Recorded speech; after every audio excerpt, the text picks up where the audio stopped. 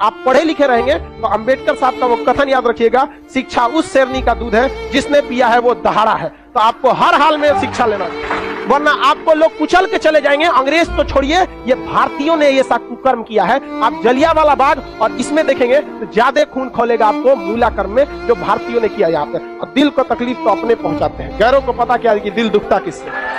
ये देश के लिए आपको शर्म आएगी, हमारी संस्कृति पे जहां हमें नाज होता है, ये हमारी संस्कृति में दाग है, दाग धब्बा है। जिस तरह चांद में भी दाग है ना, हमारी अपनी संस्कृति पे इस दाग को कभी भूल नहीं सकते हैं कि पूरी दुनिया में ये कैसा देश था जहां मूला कर्म लिया जाता था। देखिए पहले ऊंचे जात वाले लोग न थे ना, नीचे जात वालों को बहुत सताए। इझवा जनजाति थी जो SC ST में आते हैं, इझवा जनजाति। अब एक मंदिर था, मंदिर के सामने क्या थी? सड़क थी।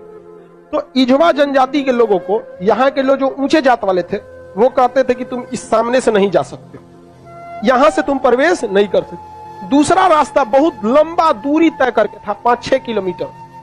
अब अगर किसी का घर यहाँ है और उसको यहाँ जाना है तो वो मंदिर के रास्ते से नहीं जा सकता है, लौट के जाएगा पूरा गांव हेल के बाहर यहाँ पर, अब फिर आना है तो इस तरह से हेल के आए। बताइए ये गलत बात था कि नहीं? अरे यार वो छोटा जात बड़ा जात क्या होता है? छोटा जात वाला तो बड़ा जात वाले को छू लेता है तो कहते हैं अशुद्ध हो गया, ज्यादा वोल्टेज छोटके में है कि नहीं है? आप बताइए, छोटा जात वाला बड़े जात को छूता है तो क्या कहते हैं? हम अशुद्ध हो गए। तो तुम्हारे में वोल्टेज है तो तुम बड़ा जात वाला छोटा को छू के शुद्ध करके दिखाओ। नहीं समझे? ज्यादा वोल्टेज किसमें? लेकिन बात हम क्या बताते हैं, छोटे जात को लोगों ने पढ़ने नहीं दिया, इस वजह से वो इस तरह का सवाल नहीं पूछ सकता था। हमरा से पूछे कोई, हम कहते हम ट्रांसफार्मर तुम बैटरी, टच करा के देखा भड़का देंगे तुमको यहाँ पर, फिर तुमको अशुद्ध हो जाओगे तुम यहाँ पर। तो ये लोग बहुत गलत किए, ये गलत बात है यार। आज के वक्त में तो एटलीस्ट ये सोच नहीं होनी चाहिए। क्या छोटा बड़ा जात करते हो, मतलब क्या ये बताया जाए इनको? खुद हिंदू धर्म के शास्त्र में पढ़ी, आपको पढ़ा है ऋग वैदिक काल में जाति का निर्धारण कर्म के आधार पर उन लोगों ने अपनी फायदा के लिए जाति के आधार पर कर दिया, वंश के आधार पर किया कि नहीं किया? हम ये बात थोड़ी कर रहे हैं, ये तो ऋग्वेद में लिखा है। हम कौन होते हैं भैया बताने वाले कि जाति के आधार पर होगा कि नहीं? ऋग्वेद हम लिख ले हैं, जाके पढ़िए ऋग्वेद में, वहां एक ही परिवार में 4 जाति के लोग रहते। प्रारंभिक वही है ना, बाद में ना संशोधन कर दिया गया, तो गलत था। यहाँ पर केरल में बहुत अत्याचार हुआ। यहाँ पे केरल का त्रावणकोर का एक राजा था, यहाँ पर इसने दलित महिलाओं को मूला कर्म लगाता था। टैक्स था मूला कर्म। मूला कर्म एक टैक्स था जिसमें दलित लड़कियों और महिलाओं को अपना स्तन नहीं ढकना था, खुला रखना था। अगर वो स्तन ढकती है तो उसे टैक्स देना पड़ेगा ऊंचे जात वालों को, क्योंकि ऊंचे जात वाले को नीचे जात वालों से अलग करने के लिए ये तरीका लाया गया। अब ये बताइए ये कितना नीच समाज की ये मानसिकता हो सकती है? ये आप कह सकते हैं कि जिस भारत में नारियों की पूजा होती है उस भारत में ये मूला कर्म स्तन ढकने के लिए, और वो भी इस नाते कि तुम दलित हो, कितना गलत है। और इसको देखिए, इस पे कोई बहुत बड़ा बवाल आज तक हुआ है नहीं, लेकिन एक मूवी अगर आ जाएगी पद्मावती, या एक बाजीराव मस्तानी, एक कोई मूवी आ जाएगी, या कोई किसी कंपनी का प्रचार आ जाएगा। अभी एक किसी कंपनी का कोई प्रचार आया था दीपावली को, उसके लिए बवाल हो गया। कभी इसके लिए बवाल हुआ है? नहीं, होगा भी नहीं। रीजन क्या है?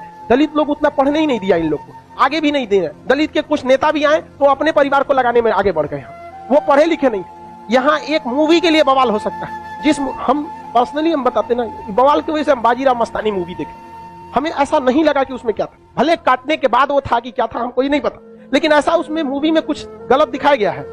उसमें तो और बहादुरी दिखाया गया कि महिलाओं ने कि देखो भाई मरने के बाद भी हमने क्या किया है, जौहर, जो गलत था। अलाउद्दीन खिलजी, इससे नुकसान किसको था?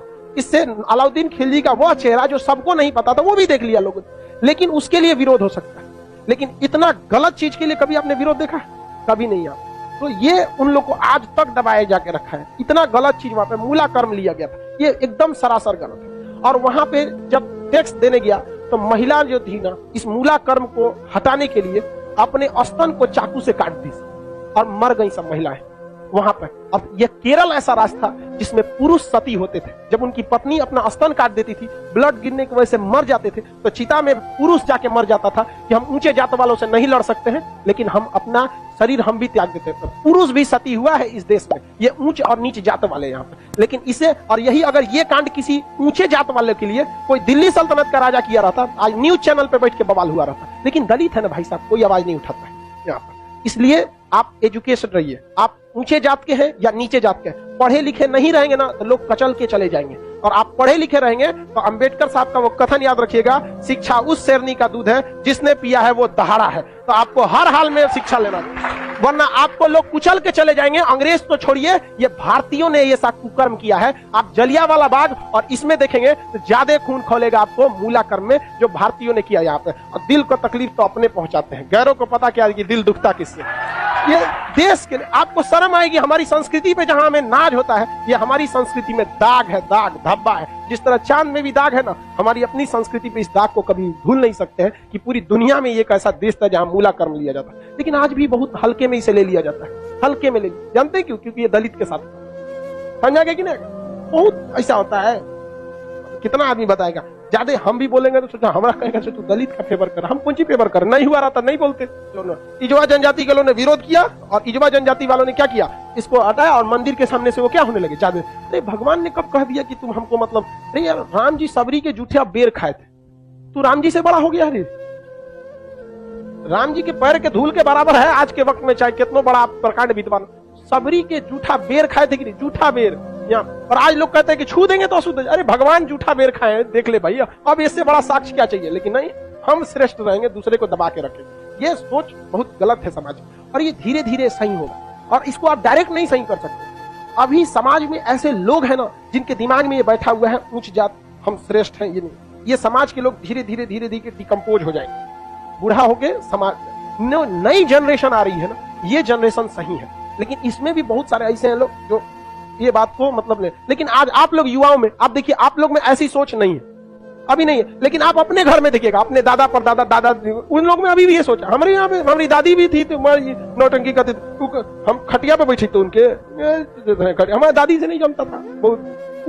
कोई नौकर वोकर आते थे तो ना काम करने के लिए, तो उसके लिए अलग गिलास रखी थी, उसके लिए शीशा का अलगे रहता था। क्योंकि कौन सा तरीका आपका भाई, आप भी पीने के बाद धुल देंगे, वो भी धुला जाएगा, सब साफ हो जाएगा, इसमें कौन सा बात है। लेकिन ना, मर गई लो, खत्म कहानी।